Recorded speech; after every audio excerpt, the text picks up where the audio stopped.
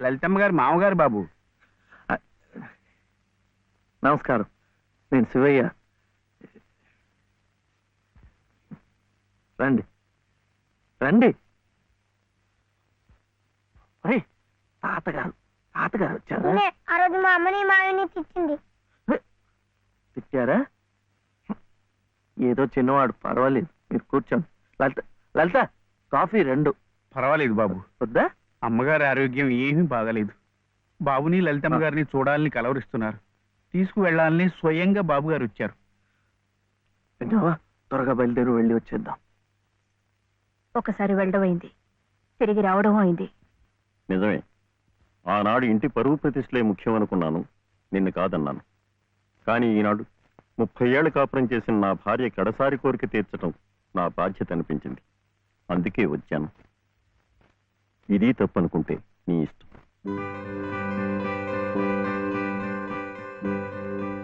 జరిగింది ఏదో జరిగిపోయింది. పత్తాలకి పట్టింపులకి పోయి పెద్దమ్మగారి ప్రాణాలు బలి చేయకండి అమ్మా. అమ్మా, ఒక్కసారి బాబుని తీసుకుని రండి అమ్మా. మా నాయనమ్మ చచ్చిపోతుంటే నేను పక్కనే ఉన్నానా లేదా? ఏమిటి, ఉన్నానా లేదా? ఇప్పుడు వాడి నాయనమ్మ జబ్బుగా ఉంటే వాళ్ళు పక్కనే ఉండాలి కదా.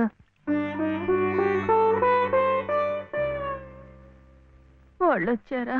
వస్తారమ్మా, ఆయనే స్వయంగా వెళ్ళారుగా, తప్పకుండా తీసుకొస్తారు. వాళ్ళు రారు డాక్టర్. అభిమానం గల పిల్లాయే, ఈ ఇంట్లో అడుగు పెట్టదు. మనవడి చేత తలకొరువు పెట్టించుకునే యోగ్యత నాకు లేదు డాక్టర్. మీరు ఇలా ఉద్రేకపడటం మంచిది కదమ్మా. రండి బాబు, రండి రండి.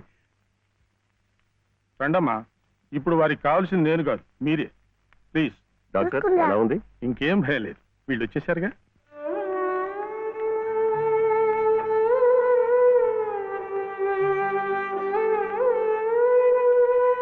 అమ్మా అమ్మా, బాబు గారు కోడల్ని మనవడిని తీసుకొచ్చారమ్మా.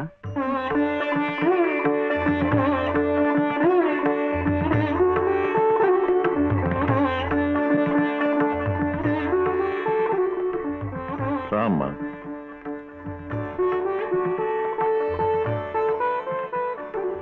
నమస్కారం. నాకు కాదు, నాయనమ్మకి. నమస్కారం నాన్నమ్మ. నాన్న, నా తండ్రి. నమస్కారం అండి. రామ్మ, కూర్చో.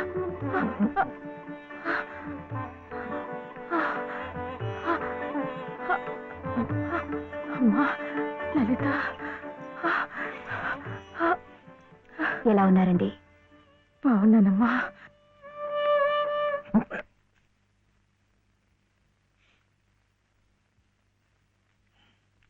అమ్మా, అతను వట్టి శివయ్య కాదమ్మా, పరమశివుడు.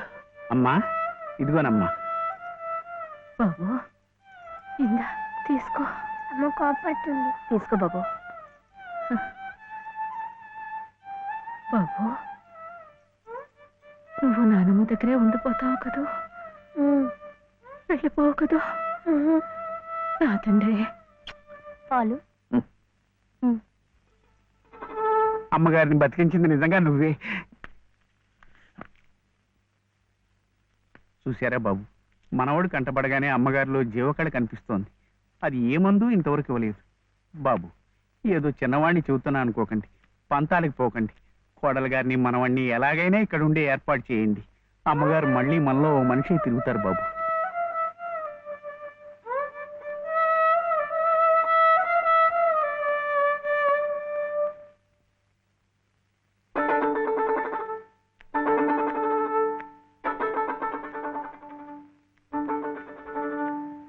శివయ్య,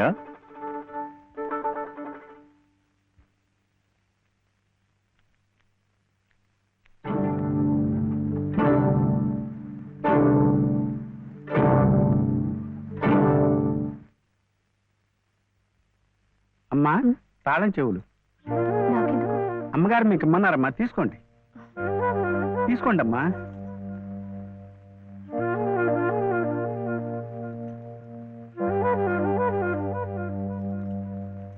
అమ్మా, ఈ పూట వంట ఏం చేయించమంటారమ్మా? నన్ను అడుగుతారేమిటి? ఈ బాధ్యతలన్నీ చూసుకోవాల్సింది మీరే కదమ్మా. నేనా? అవునమ్మా, ఈ రోజు కోసమే మేమంతా ఎదురు చూస్తున్నామమ్మా. నువ్వు లలిత క్షేమం కోరేవాడివైతే మీ సంబంధాన్ని పూర్తిగా మర్చిపోవాలి. ఈ ఇంటి గోడలుగా ఆమె భోగభాగ్యాలు అనుభవించాలంటే నువ్వు వాడికి దూరంగా వెళ్ళిపోవాలి. సవ్య సవ్య నాన్న చెప్పింది ఈ మేడం నాదేట బాగుంది కదా. ఇక్కడే ఉండమంటుంది, ఉందామా? ఏం సవ్య, ఏమైంది? చెప్పు.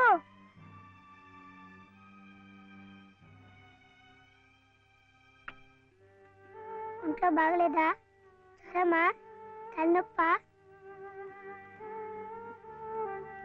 ఆకలిస్తుందా? ఆకలిస్తుందే, నాకు తెలుసు. తిను తిను.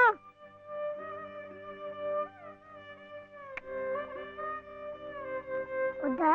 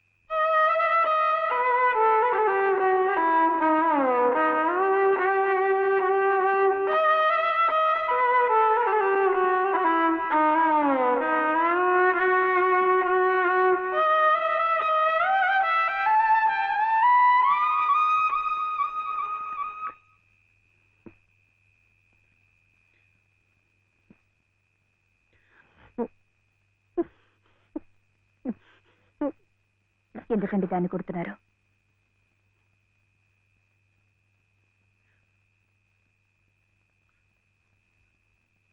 ఇది ఇది ఏడుస్తున్నట్టు భావిస్తోంది. నేను సంతోషంగా ఉండాలనుకుంటే నేను దూరంగా ఉంటే మీకు సంతోషమా?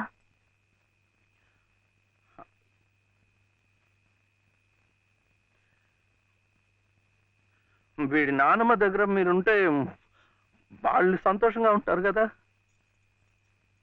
అయితే మీరు మా దగ్గర ఉండరా? ఉండకూడదు. మీరుంటే రావుగారి పరువు ప్రతిష్టలకి భంగం. అవునా? మీరిద్దరే ఉండాలి. వీడు అక్కడ ఉంటే పెద్ద చదువులు చదివిస్తారు. ఆ కార్లు, ఇల్లు, పొలాలు అన్ని వీడికే చేస్తారు. నాకొద్దు. తప్పు. నువ్వు అమ్మ హాయిగా ఉండొచ్చు, సంతోషంగా. ఓహో, అందుకనా మీరు సామాన్లన్నీ సర్దుకొని ఊరు వెళ్ళిపోతున్నారు? అంటే మీరక్కడ మన ఊర్లో సంతోషంగా ఉంటారు, నేను బాబు ఇక్కడ ఆ పెద్దింట్లో సంతోషంగా ఉంటాం. బాగుంది. మరి అప్పుడప్పుడు మేము గుర్తొస్తే మీకెలా ఉంటుంది?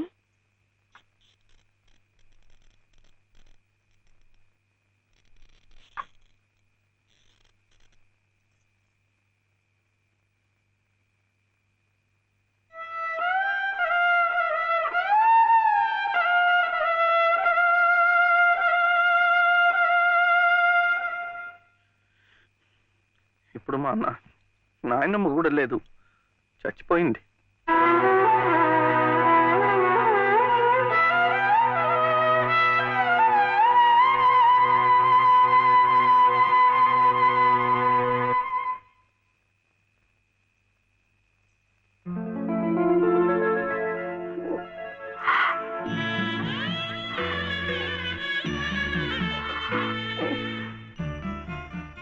మనల్ని ఎవ్వరూ విడదీయలేరండి, చివరగా దేవుడు కూడా.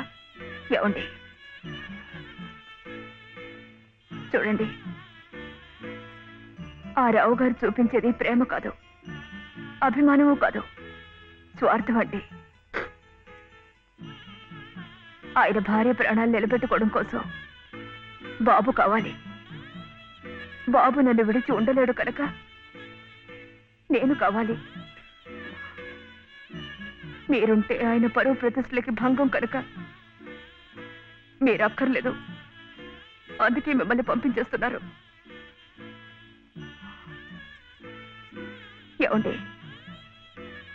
మీరంటే ఇష్టం లేని వాళ్ళు నా కడుపులో పెరుగుతున్న మీ బిడ్డను చూసి ఇష్టపడగలరా? వాడిని భూమి మీద పడకుండానే చంపారు.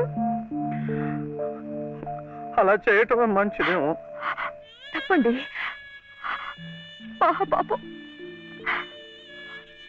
వాడు నాకు బిడ్డ కాదు, నాకు మరో జన్మనిచ్చిన ఈ దేవుడి ప్రతిరూపం. అది కాదు, మా నాన్నమ్మ ఎప్పుడు భయపడేది. నేను ఇలా అయిపోయాను, నా వంశం అంతా అలాగే అయిపోతుందో ఏమో అని. కాదండి, కాదు. ఈ ముని మనవుణ్ణి చూసి ఎక్కడున్నా సంతోషపడుతుంది. కల్మషం లేని ప్రేమ, మలినం లేని మనసు మీకున్నాయి. అవే వాడికి శ్రీరామ రక్ష. వాడు పెద్దవాడి పెద్ద పెద్ద చదువులు చదివి ఎంత వాడవుతాడో చూడండి.